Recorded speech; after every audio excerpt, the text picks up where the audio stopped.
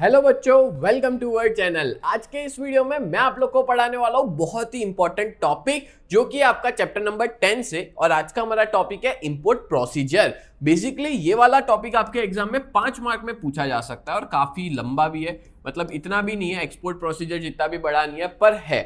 ठीक है, आपको याद रखने पड़ेंगे इसके हेड पॉइंट्स और अंदर आप लोग बना के लिखना। अगर अंदर याद करने गए तो थोड़ी दिक्कत तो होने वाली है, बट हेड पॉइंट्स अच्छे से याद हो जाएंगे ना, तो अंदर आप खुद बना के भी लिख सकते हो। तो वीडियो को एंड तक जरूर देखना, जिससे पूरी इंपोर्ट प्रोसीजर आपको बहुत अच्छे से समझ में आ जाए। आगे बढ़ने से पहले मैं आप लोग को एक इन्फॉर्मेशन देना चाहता हूँ कि अगर आप लोग 11th में हो या आप 12th में आने वाले हो, तो आप लोग बहुत ही बढ़िया प्रिपरेशन कर सकते हो हमारी बैच में ज्वाइन होकर के। हमारी बैच कहाँ से ज्वाइन करनी है, तो हमारी ऐप डाउनलोड कर लो। यूजीटी करके आपको प्ले स्टोर पे ऐप मिल जाएगी, जहां पे हमारी बैच अवेलेबल है, जिसमें अकाउंट, स्टैट्स, इकोनॉमिक्स और ओसीएम चारों सब्जेक्ट्स पढ़ाते हैं। और इस ऐप के अंदर बहुत सारे बच्चे अभी तक ज्वाइन कर चुके हैं, तो आप भी किसका वेट करो, जल्द से जल्द ज्वाइन कर लो, जिससे आपका जो स्कोर है, चाहे फिर स्कूल का हो चाहे फिर बोर्ड्स का, वो बहुत बढ़िया बढ़ने वाला है। बहुत बेस्ट टॉप करने वाले हो आप अगर आप इस कोर्स में ज्वाइन कर लेते हो तो। ठीक है, तो चलिए शुरुआत करते हैं आज के हमारे इस टॉपिक की, इंपोर्ट प्रोसीजर। चलो तो देखते हैं इंपोर्ट प्रोसीजर में क्या दिया है। तो इंटरनेशनल ट्रेड मतलब क्या होता है? Trade off import and export. और जब भी गुड्स फॉरेन कंट्री भेजा जाता है इंडिया से, याद रखना, इंडिया से कोई गुड्स को मैं दूसरी कंट्री में भेज रहा हूं, यानी कि फॉरेन कंट्री में भेज रहा हूं, तो उसको क्या बोलेंगे?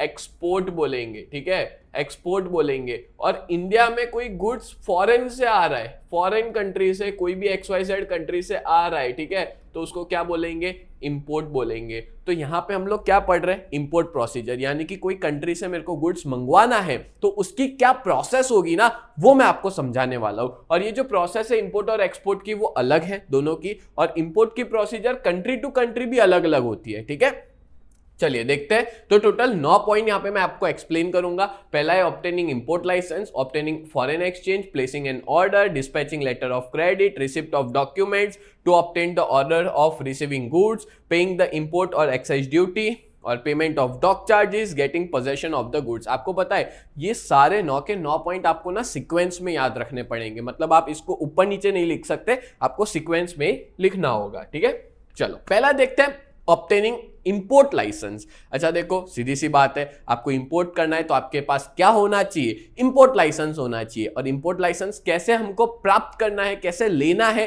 तो उसकी प्रोसेस बताता हूं, तो ध्यान से सुनना। अगर इंपोर्टर उन गुड्स को इंपोर्ट करना चाहता है जो गवर्नमेंट ने एक लिस्ट दी है, ठीक है, गवर्नमेंट ने एक लिस्ट दी है कि इतनी आइटम्स अगर आप इंपोर्ट करना चाहते हो, तो आप OGL मतलब ओपन जनरल लाइसेंस के पास जाके इजीली आप बहुत इजीली आपको लाइसेंस मिल जाएगा। ठीक है, अगर गवर्नमेंट ने जो लिस्ट बताई है कि ये आइटम्स अगर आप इंपोर्ट करना चाहते हो, तो OGL यानी open general licence, open licence है, कोई भी इसको ले सकता है। ठीक है, बहुत आसानी से मिल जाता है। बट अगर मान लो आप ऐसी चीज इंपोर्ट करना चाहते हो जो गवर्नमेंट के लिस्ट में नहीं है, ठीक है, तो उस सिचुएशन में आपको अप्लाई करना पड़ता है कंट्रोलर ऑफ इंपोर्ट ट्रेड के पास। किसके पास अप्लाई करना पड़ता है? Controller of import trade. मतलब कि ये जो ऑर्गेनाइजेशन है वो इंपोर्टर को लाइसेंस देती है और इसके अंदर उसको एप्लीकेशन देना पड़ेगा। इंपोर्टर का नाम, एड्रेस, डिटेल गुड्स का, इकोनॉमिक कंडीशन इंपोर्टर की, एक्सपोर्टिंग कंट्री का नेम, हर एक चीज मेंशन करनी पड़ेगी। एंड अगर इसको देख के ऑफिसर सेटिस्फाई है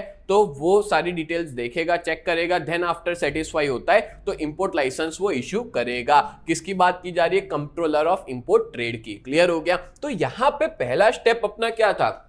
लाइसेंस लेना। कौन सा लाइसेंस लेना? इंपोर्ट लाइसेंस लेना। दूसरा स्टेप होगा, अब देखो मैं इंपोर्ट तो करवाऊंगा बट मेरे पास उस कंट्री की करेंसी भी तो होनी चाहिए। रुपीस में तो पेमेंट करूंगा नहीं, मेरे को किस में पेमेंट करना पड़ेगा? या तो डॉलर है तो डॉलर, जो भी उस कंट्री की करेंसी है। बट कोई भी कंट्री हो ना, डॉलर सब लोग एक्सेप्ट कर लेते हैं क्योंकि वो एक वर्ल्ड एक्सेप्टेबल करेंसी है। ठीक है, तो मेरे को फॉरेन एक्सचेंज जो है वो लेना पड़ेगा। अब हर पर्सन के पास, हर इंपोर्टर के पास डॉलर हो जरूरी नहीं है, क्योंकि ये पूरा मैनेज RBI करता है। ठीक है, चलो समझाता हूं इसमें क्या देके रखा है। When goods are imported from foreign country, जब मैं कोई चीज को इंपोर्ट करवाऊंगा तो मेरे को पेमेंट किस में करना है? मेरे को फॉरेन करेंसी में करना है, फॉरेन एक्सचेंज में पेमेंट करना है। ठीक है, और पूरा फॉरेन करेंसी का, फॉरेन एक्सचेंज का कंट्रोल RBI के पास है। RBI सारे नोट्स वगैरह मेरे को लेना है तो मेरे को RBI से लेने पड़ते हैं। ठीक है, बट उसके लिए सबसे पहले मेरे को एप्लीकेशन देनी पड़ेगी मेरी बैंक में, ठीक है। मेरी बैंक में बोलना पड़ेगा कि भाई मेरे को फॉरेन एक्सचेंज चाहिए। आरबीआई पे अप्लाई करने से पहले मेरे को मेरी बैंक को एप्लीकेशन डालनी पड़ेगी। अब वो एप्लीकेशन बैंक क्या करेगा, सीधा देगा आरबीआई को और एक फॉर्म भरवाएगा, एप्लीकेशन फॉर्म भरवाएगा और वो सीधा आरबीआई को एंडोर्स कर देगा, ठीक है, on the basis of import licence. और इंपोर्ट लाइसेंस के बेसिस पे वो आरबीआई से अप्रूवल मांगेगा। अब आरबीआई क्या करेगी, सैंक्शन करेगी। सैंक्शन मतलब अप्रूव करना, ठीक है, अप्रूव करेगी फॉरेन एक्सचेंज को। And in the form how much foreign currency is required, और उस फॉर्म में साफ साफ लिखा होता है कि मेरे को कितना पैसा चाहिए, कौन सी कंट्री की करेंसी चाहिए और कितनी चाहिए, यूएस डॉलर के अंदर शो किया जाता है, ठीक है। जो भी चाहिए वो फिर आरबीआई अप्रूव करेगी और वो सीधा मेरे बैंक अकाउंट में आ जाएगा पैसा। क्लियर हो गया। तो यहां पे हमने फॉरेन एक्सचेंज ले लिया, तो दो चीजें हो गई। सबसे पहले हमने इंपोर्ट लाइसेंस लिया, फिर हमने फॉरेन एक्सचेंज का बंदोबस्त कर दिया, मतलब पेमेंट जो करना है उसका बंदोबस्त कर दिया। अब मैं करूंगा ऑर्डर, क्योंकि मैं हूं इंपोर्टर, मैं करूंगा ऑर्डर सामने वाले को। सामने वाला एक्सपोर्टर होगा। जैसे मान लो मैं चाइना से कोई चीज मंगवा रहा हूं, ठीक है, तो चाइना में जो भी सेलर है उसको ऑर्डर तो देना पड़ेगा। तो वही है प्लेसिंग एन ऑर्डर। क्या दिया है इसमें, तो एक बार इंपोर्ट लाइसेंस मिल गया, फॉरेन एक्सचेंज मिल गया। अब इंपोर्टर ना इंफॉर्मेशन कलेक्ट करता है अलग अलग मैन्युफैक्चरर्स की। जैसे मान लो मैं चाइना से कोई चीज मंगवाना चाहता हूं, तो चाइना का कोई मैन्युफैक्चरर है, उसकी इंफॉर्मेशन इकट्ठा की, एक्सपोर्टर की इंफॉर्मेशन इकट्ठा की, ठीक है, प्राइस वगैरह पता लगाया। And importer gives the order to the exporter और मैन्युफैक्चरर।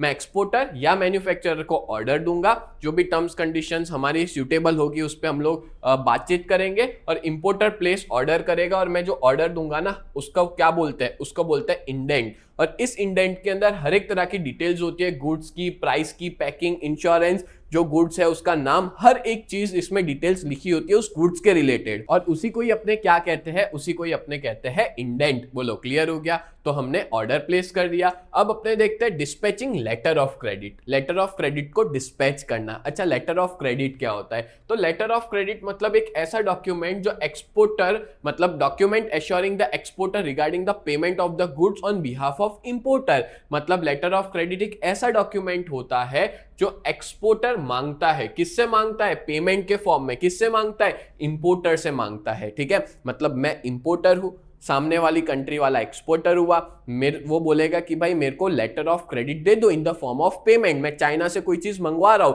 तो मैं उसको ना लेटर ऑफ क्रेडिट भेजूंगा। बट आपको पता है एक्चुअल जो पेमेंट होता है ना वो लेटर ऑफ क्रेडिट से नहीं होता। Letter of credit just security के लिए होता है, ठीक है। चलो मैं आपको इसका ना थोड़ा एक्सप्लेन कर देता हूं। अब जैसे मान लो ये है एक एक्सपोर्टर, ठीक है, जो मेरी सामने वाली कंट्री का है, चाइना का है, और ये हूं मैं, ठीक है, मैं चाइना से मंगवा रहा हूं, ठीक है। तो मैं हुआ इंपोर्टर। क्लियर। अब मैं मंगवा रहा हूं तो एक्सपोर्टर क्या बोलेगा, मेरे को क्या चाहिए, लेटर ऑफ क्रेडिट चाहिए। अब लेटर ऑफ क्रेडिट, अच्छा पता है आपको लेटर ऑफ क्रेडिट मतलब ना ऐसा समझ लो कि वो मेरी फाइनेंशियल कैपेबिलिटीज बताता है। अब मैं क्या करूंगा, ध्यान से सुनना, थोड़ा डिटेल में जा रहा हूं बट आपको ना कंसेप्ट क्लियर समझा दूंगा, ये गारंटी है, ठीक है। अब देखो मैं जाऊंगा अपनी बैंक के पास जाऊंगा और मैं क्या मांगूंगा, लेटर ऑफ क्रेडिट दे दो मुझे। बैंक बोलेगी ठीक है दे देते हैं बट पेमेंट कर लो। अब मान लो कि जो भी पेमेंट की अमाउंट है वो मैं यहाँ पे बैंक को पे कर दूंगा और बैंक मेरे को क्या दे देगी, लेटर ऑफ क्रेडिट दे देगी, और बैंक रहेगी बीच में, ठीक है। अब मैं लेटर ऑफ क्रेडिट किसको थमा दूंगा, मैंने लेटर ऑफ क्रेडिट दे दिया अपने एक्सपोर्टर को। अब लेटर ऑफ क्रेडिट इसके पास आ गया, मतलब कि पेमेंट सिक्योर है। अगर कुछ भी होता है, अब सीधी सी बात है यार, वो मेरे पे भरोसा करके मैन्युफैक्चर कर रहा है गुड्स, अगर मान लो मैंने मस्ती करी या मजाक करी या ऑर्डर को कैंसिल कर दिया तो उसका तो कितना बड़ा नुकसान हो जाएगा, ठीक है। मान लो मैंने ऑर्डर बाद में कैंसिल कर लिया तो ऐसा तो हो नहीं सकता, उसने तो सब मैन्युफैक्चर कर दिया है। तो ऐसी सिचुएशन में लेटर ऑफ क्रेडिट बहुत काम का है, ठीक है। तो एक्सपोर्टर जो है वो डिमांड करता है लेटर ऑफ क्रेडिट की, जिससे फाइनेंशियल कैपेबिलिटीज इंपोर्टर की पता चलती है, और इंपोर्टर है वो लेटर ऑफ क्रेडिट ऑब्टेन करने के बाद एक्सपोर्टर को भेज देता है। मतलब लेटर ऑफ क्रेडिट वो किससे लेता है, अपनी बैंक के पास। मैंने बताया कि वो अपनी बैंक के पास जाएगा और जाके लेटर ऑफ क्रेडिट ले लेगा,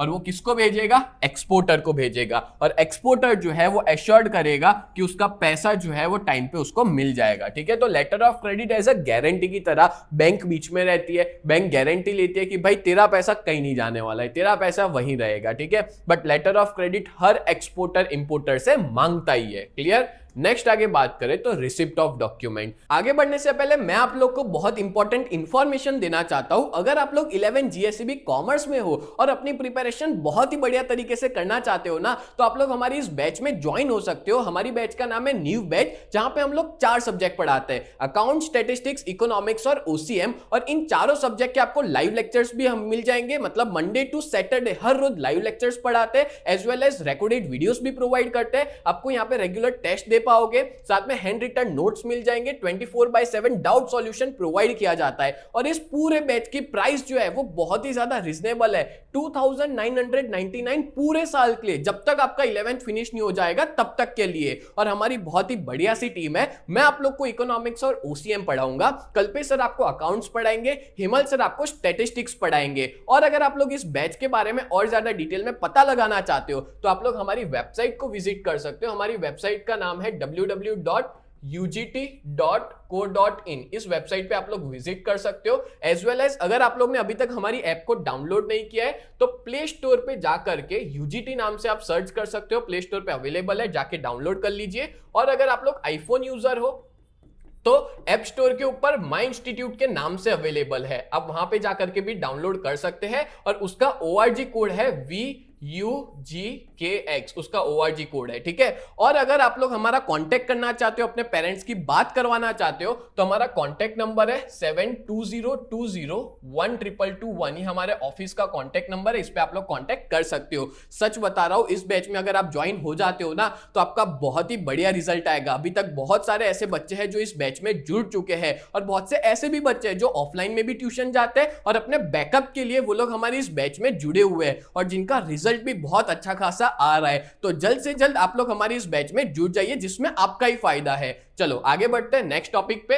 अब देखो रिसिप्ट ऑफ डॉक्यूमेंट में क्या आता है, तो जितने भी एक्सपोर्टर ना सारे डॉक्यूमेंट उसको जरूरी है वो सारे अपनी बैंक के through, all required document to the importer through his bank, अपने बैंक के थ्रू सारे इंपोर्टर को भेज देता है। कौन? एक्सपोर्टर सारे डॉक्यूमेंट किसको भेज देता है? इंपोर्टर को भेज देता है। और साथ साथ में वो एक डॉक्यूमेंट अगेंस्ट पेमेंट, आपने ना नाम सुना होगा बिल्स रिसीवेबल्स, है ना, नाम सुना है ना। कोई भी तरह का पेमेंट बिल्स के थ्रू किया जाता है। आपको पता है इंपोर्ट एक्सपोर्ट के अंदर भी मेनली पेमेंट तो किसके होता है? लेटर ऑफ क्रेडिट से पेमेंट नहीं होता। लेटर ऑफ क्रेडिट तो जस्ट सिक्योरिटी के लिए है, ठीक है। अगर पेमेंट नहीं किया, कुछ हुआ तो लेटर ऑफ क्रेडिट का यूज कर लिया जाता है। एक्चुअल पेमेंट किया जाता है बिल्स पेबल, बिल्स रिसीवेबल्स के थ्रू, और वो होता है, वो साथ साथ में देखो डॉक्यूमेंट भी भेज देता है, डॉक्यूमेंट अगेंस्ट एक्सेप्टेंस, मतलब ये बिल्स रिसीवेबल जो है, ठीक है, वो बिल्स पेबल जो है वो भेज देता है, या तो डॉक्यूमेंट अगेंस्ट पेमेंट, ठीक है। ये दोनों रिलीज कर दिए जाते हैं इंपोर्टर के द्वारा। वो भेजता कौन है? भेजता है एक्सपोर्टर। मेरे को भेज रहा है, ठीक है, मेरे को भेजेगा, मैंने अप्रूव कर दिया, हाँ भाई पेमेंट मिल जाएगा, ठीक है, उस पर साइन करके उसको वापस लौटा दिया। ये सारी चीजें किसके थ्रू हो रही है? ये सारी चीजें बैंक के थ्रू हो रही है। मतलब क्लियरली समझा रहा हूं, ध्यान से सुनना। सारे डॉक्यूमेंट मेरे को मिल गए, साथ साथ में उसने बिल्स रिसीवेबल भी भेजा, मैंने साइन करके उसको वापस पे कर दिया, ठीक है, मतलब कि उसको अब पेमेंट मिल जाएगा, ठीक है। तो इस तरह से सारे रिसिप्ट ऑफ डॉक्यूमेंट मेरे तक पहुंच जाते हैं। Then had to obtain the order of receiving goods.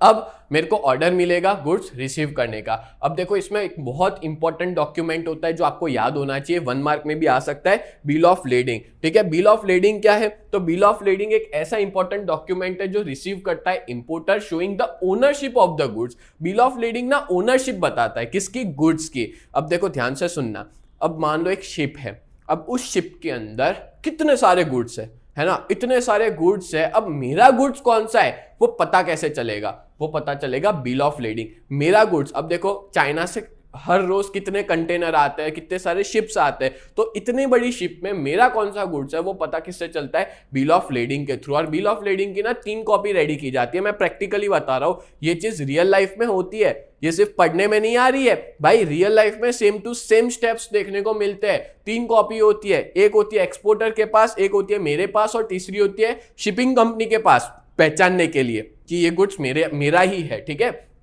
अब एक्सपोर्टर जो है वो ये डॉक्यूमेंट मेरे को भेज देगा, ठीक है। अब आपको पता है बैंक के थ्रू भेजता है, ठीक है, जो मेरे को क्या बताता है, मेरी ओनरशिप है। अब देखो मैं गया पोर्ट पे, इतनी बड़ी शिप है, मेरा ही गुड्स कौन सा है, उसके लिए मेरे को क्या दिखाना पड़ेगा, बिल ऑफ लेडिंग। जो किसने भेजा होगा, जो मेरे को भेजा होगा एक एक्सपोर्टर ने, चाइना वाला जो बंदा था ना, उसने मेरे को पहले से ही भेज के रखा था, नहीं बताया, सारे डॉक्यूमेंट्स भेज दिए, तो उसमें बिल ऑफ लेडिंग भी भेज दिया, जिसमें मेरे मतलब जो जिसका मतलब होता है कि वो डॉक्यूमेंट अगर मैं शिपिंग कंपनी को दूंगा, पोर्ट पे दूंगा, तो दैट मीन्स कि वो गुड्स मेरा है, ठीक है, और वो कंपलसरी होता है। और ये डॉक्यूमेंट प्रेजेंट करना पड़ता है शिपिंग कंपनी को, और उसके बाद ही शिपिंग कंपनी मेरे को मेरे गुड्स को थमाएगी। और शिपिंग कंपनी तभी गुड्स को देगी जब मैंने फ्राइट पे की होगी। फ्राइट मतलब होता है जो शिप में आने जाने का भाड़ा होता है ना, वो पे किया होगा, तभी जाके मेरे तक वो गुड्स पहुंचेगा। और एक बार कंपनी को फ्राइट मिल गया उनका, उसके बाद वो बिल ऑफ लेडिंग ऑर्डर देंगे शिप के कैप्टन को कि भाई इनके गुड्स को जाने दो,